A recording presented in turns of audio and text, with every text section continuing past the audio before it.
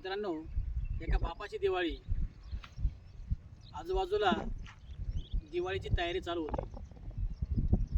कोणी आपल्या मुलांसाठी कपडे आणते, कोणी आपल्या मुलांसाठी फटाक्यांची खरेदी करते, तर कोणी फराळाचं सामान भरण्यासाठी दुकानामध्ये, म्हणजे असे अनेक प्रकारची तयारी आपल्या आजूबाजूला चालू असताना एका बापाला मात्र एक प्रश्न पडला। आपल्याकडे तर आता पैसे नाही आहेत, आपल्यालाही 2 मुलं आहेत, दिवाळी करायची कशी? हा विचार करून त्या बापाला झोप येत नसायची।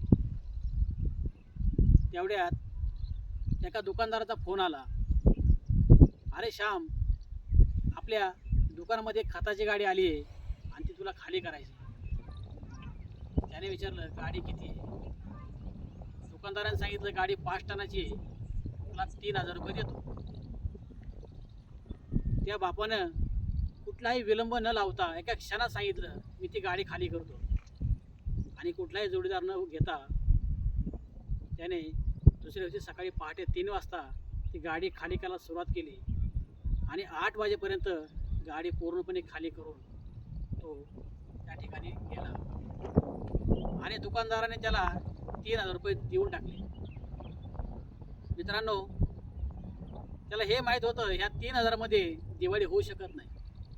या 3000 मध्ये फराळाचं, मुलांना कपडे, फटाके येऊ शकत नाहीत। परंतु त्याने महत्त्वाचं फराळाचे पहिलं खरेदी केलं, त्यानंतर उरलेल्या पैशामध्ये फटाके खरेदी केले आणि सगळं घेऊन घरी आला। घरी आल्यानंतर त्याने फराळाचं आपल्या बायकोकडे दिलं आणि फटाके आपल्या मुलांच्या हातात दिले। त्यावेळेस मित्रांनो, त्या मुलावरचा आणि त्या मुलाच्या आनंदाने तो बाप गहिवरून गेला, त्या डोळ्यामध्ये अश्रू आले।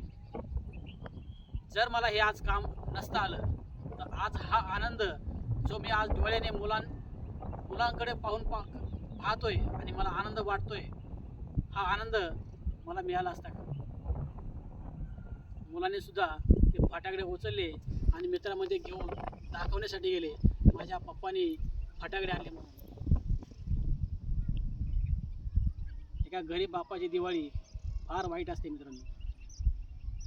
मला एकच सांगायचं मित्रांनो, एका गरीब बापाच्या पोटी जन्म घेणं हे नक्कीच पाप नाहीये, परंतु एका गरीब मुलाचा बाप होणं हे नक्कीच पाप असतं। जसं आपल्या बापावरती वेळ आली तशी आपल्यावरती ती वेळ येऊ नये आणि आपण ती वेळ येऊ नये म्हणून आपल्या स्वतःला झोकवून द्या। खूप मेहनत करा, जिद्द चिकाटी हे सगळं तुम्ही तुमच्या कामामध्ये वापरा। आणि खरंच मित्रांनो, बापाला त्यांच्या समोर यशस्वी झाल्याशिवाय आपण थांबता कामा नये, कारण बापाला आपल्याकडे पाहून अभिमान वाटला पाहिजे की हा माझा मुलगा आहे। धन्यवाद।